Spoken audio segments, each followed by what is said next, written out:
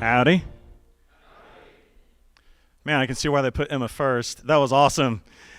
So, on Saturday, I came over here before we beat the hell out of Auburn so that I could come over here to this stage and get my mind right. And, you're supposed to envision hitting the ball before you actually get up to bat. That's what I was trying to do. But I think maybe they knew that I was coming and they had everything locked up.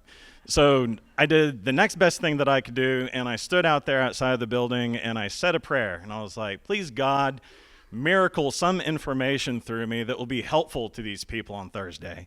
And so if y'all get nothing out of this, just know that I consulted a higher power and I'm doing my best. So, is your story an asset?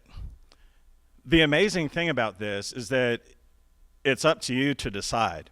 If you do not tell your story, it is going to help no one, including you. And you will never know the value of your story until you start telling it. The more that you tell your story, the more the value of that asset is going to increase. Because every time that we share information with other people, it's this invitation to connect. And I think that's why we're all here at this conference. And that's why there's going to be a mixer right after this, because human beings love to connect. We want to connect. We need to connect, right? So I want to tell y'all first about how your story can become an asset. And I'm also going to tell y'all why. So the power of storytelling and filmmaking is very intertwined. I'm a bit of an accidental filmmaker. In 2008, actually, I realized that me retelling my grandfather's deer hunting stories was a complete disservice to his life, and that me recording him telling it is where I captured that magic, the first-person perspective, that is just irreplaceable. And I'm so glad that I did, because I lost him January of this year, and now I'm able to replay all of his stories and connect with him eye to eye, energy to energy, the way that I did in 2016 when I filmed him. So when you buy a ticket to a movie, and by the way, Dr. Palma completely changed the trajectory of my speech. I was going to drop some science on y'all. I'm a fight and Texas journalism major, class of '02. I'm not a doctor of anything. I'm going to keep it real nice and dumb for myself. So when you buy a ticket to a movie, you are hoping to be entertained. You are hoping to be transported. Please, God, let this movie be good.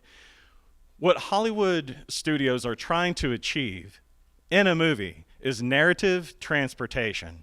And what that essentially means is that you leave your life outside the door. And when you're sitting there in that seat in the movie theater, you begin to see not your outside world, but this new world that they have created for you. You begin to associate with the main character in that movie if the movie is good. So you begin to think what they think. You begin to feel what they feel, and you really want them to achieve their goals. It doesn't take that long for a good movie to get you to that place where you have been transported out of your body and into that story. Now, how do they do it, right? So first off, they're going to create a setting, like a big, like overarching drone shot where you see that, hey, maybe Emma's story is taking place in New York City. That gives you context, and it gives you, it opens these avenues for you to connect with that main character. But and I'm sorry, because I'm maybe going to ruin movies for all of you for the rest of your lives, so my bad. But in the very powerful parts of a movie, they are going to do a close-up shot of the main character, and you're going to be looking into their eyes.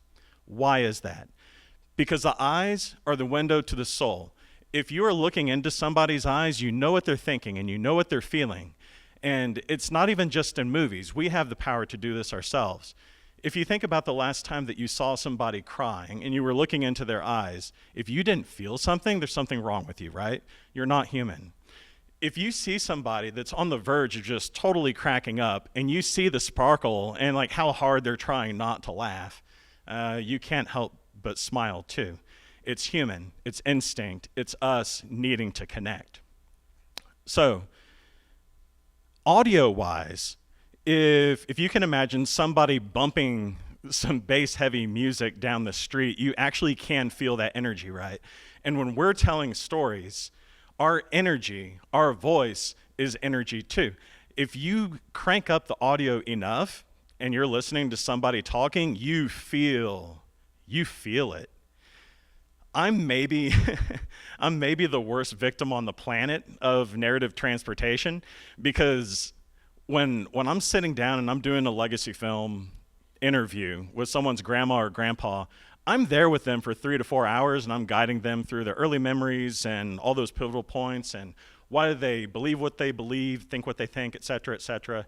Or actually, the sidebar, I've ended up filming with financial planners too. I don't spend near as long with them, maybe like an hour. But in post-production, when I'm doing the editing, I am making eye contact with these people for weeks, sometimes months, piecing together their story into something powerful. And what happens to me, I am but a man, I end up loving these people.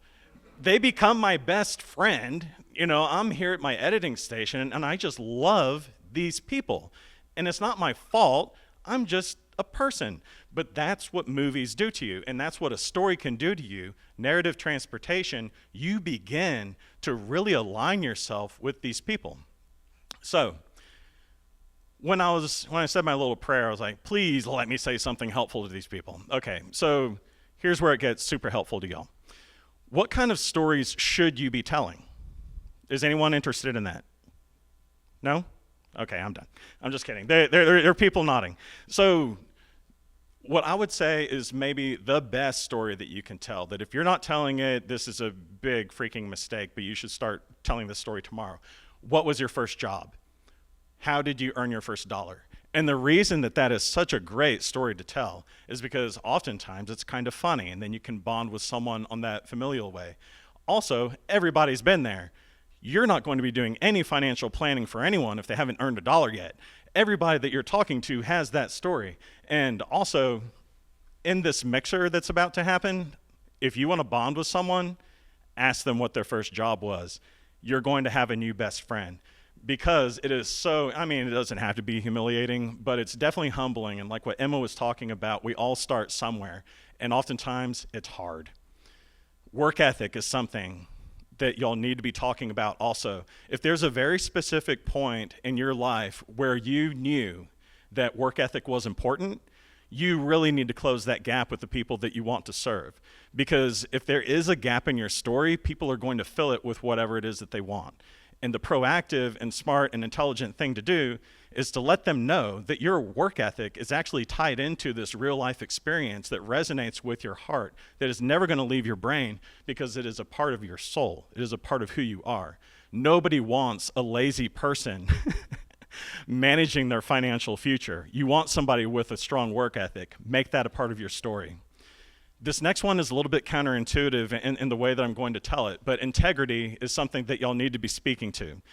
If there is a very specific point in time where you realize that integrity was important, you need to work that into the narrative of what you're saying to your potential clients.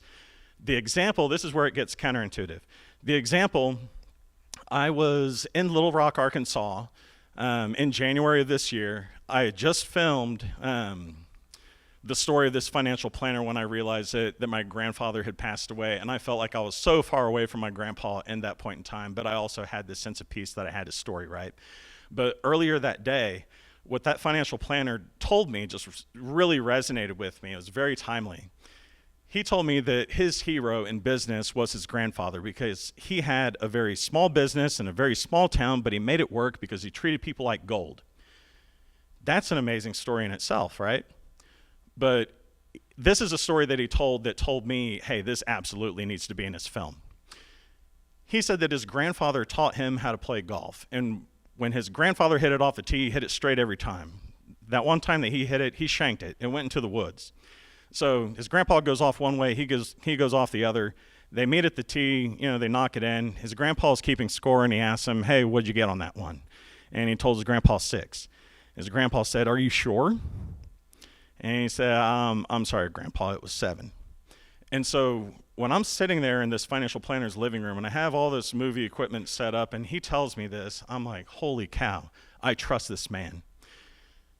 Counterintuitive, right? His grandfather told him, when you cheat, you are only cheating yourself. that story stuck with him so hard that it came out of him in that day. And that is a part of his story and the way that he operates. And so do I think that this financial planner is ever going to cheat somebody like me? God, no. He's not going to cheat himself. There are a lot of different stories that you could be telling to your potential clients. But what I will tell you is that the ultimate power move is recording it. Because if you record it, then it can be working for you just the way that your money can be working for you when you're not working. Your story can be working for you when you're not working if it's recorded. This industry lives and breathes off of referrals. Remove the hurdles when you ask people for a referral. Give them a link of your story told in an exceptional way. Take the burden off of the people that you're asking favors for. All right, I think my time is about up. It has been an honor to be here with you all today. Curiosity, out of a show of hands. Does anybody think that their story could be an asset? All right, thank you, God.